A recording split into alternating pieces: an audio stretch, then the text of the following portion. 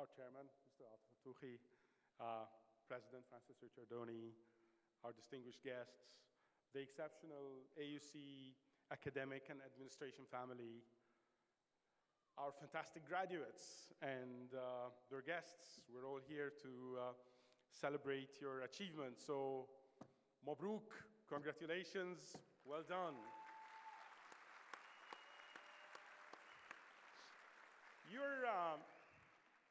You're an incredibly special group, and I'll tell you why. You have actually willingly chosen to continue education. This is studying by choice, not by necessity.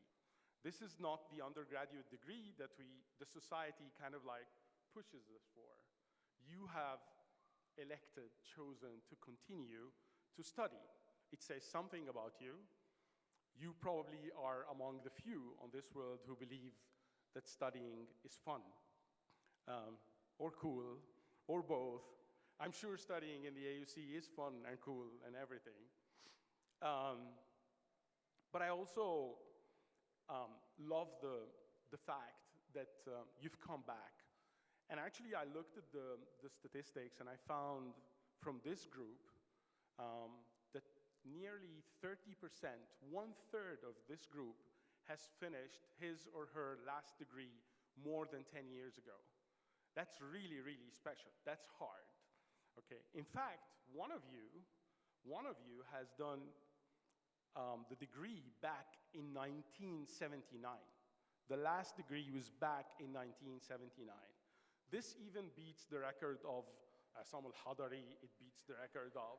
This is a very, very special. Seriously speaking, I am truly, truly inspired and impressed by this kind of commitment. Thank you very much.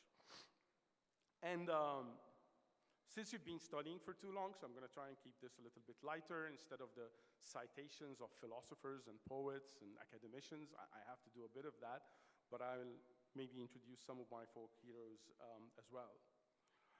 I love the diversity of the disciplines, the studies. It was many fields, and that's incredible. I love the gender diversity as well. So 60% female. 60% female from this group. And I'd love to see more and more, selfishly, in technology, engineering roles, in management too. Our country, our world needs more females in very, very responsible positions. To our international graduates, I hope that you've had great time here and that you'll be ambassadors for our university and for our country for life. To my fellow Egyptians, and although our country has its fair share of challenges, economic, financial, I just want to say one thing. Our country will always be rich. Our country will always be rich as long as we have people like you. Now, it's a true honor and a privilege for me to be here and talking to you. I have to admit, despite giving multiple public speeches, I'm a bit nervous. The reason I'm nervous is that the last commencement speech I gave was in Istanbul International Community School in 2010. So this is a big step up for me. I'm really moving up the ranks here. And even at that time, because that was the school that my kids graduated in, I was also very nervous because both my kids who were in North America at that time phoned me and they wanted to go through my speech to make sure that whatever I say won't ruin their reputation in the school forever. So forget about me.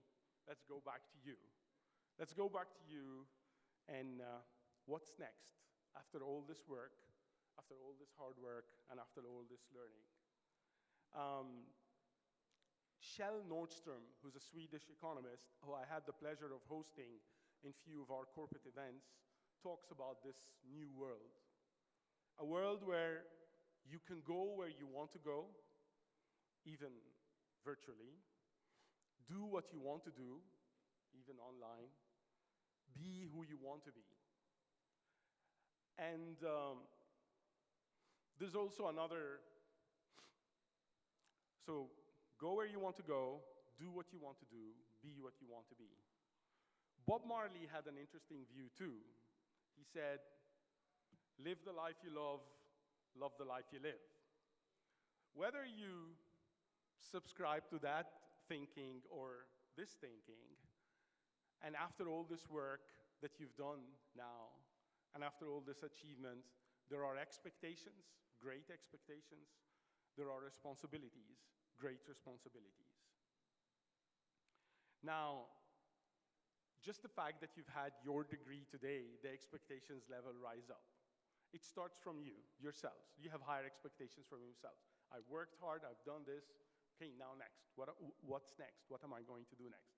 Your family, your people around you, even your boss at work, who you've been working with for maybe 10 years, expects you to be substantially smarter tomorrow, now that you have this degree. Shakespeare says that expectations is the root of all heartache. I recently watched a documentary about the phenomenal tennis player, Serena Williams, who actually, after winning so many tournaments, she started to deal with the pressure coming from the expectation that she has to win. And interestingly enough, she was coached by another tennis legend, Billie Jean King, who actually told her, no, expectations and pressure is actually a privilege. She has a book, actually, that's called Pressure is a Privilege. Because she'd rather be at a place where she's expected to do more and aspires for more. That's the only way to push yourself. That's the only way to get better and bigger things done in life.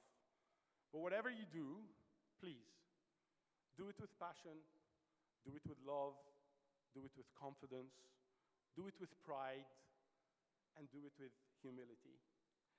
The fact that you pursued a long path in learning means that you truly believe in self-improvement. And I trust and I know that your quest for self-improvement will not end with you obtaining this degree.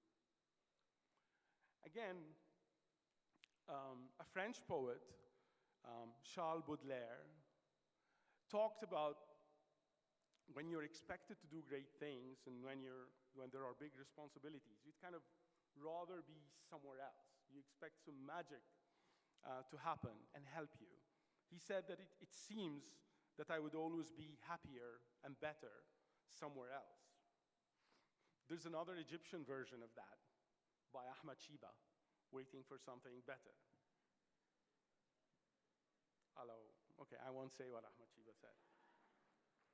But we can't wait for that. It's right here, and it's right now.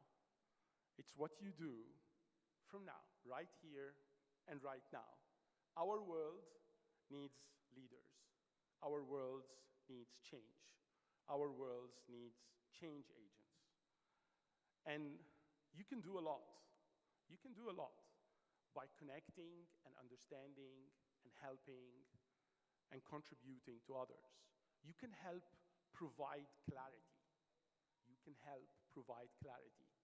You can help generate energy, generate positive energy. And you can help make great things happen. One of the privileges of my job is I get to meet lots of very smart and very successful people. A few years back in Microsoft CEO Summit that Bill Gates hosts, part of it is actually his own residence, there was a closed panel with Jeff Bezos, who's the founder of Amazon, Jeff Immelt, who's the CEO of General Electric, Susie Welch was the one who's moderating the session, and they were talking about leadership and what do you look for in a leader and things like this. And Jeff Bezos said, I want leaders who are more right than wrong, who are more right than wrong. He said, I want people who are right.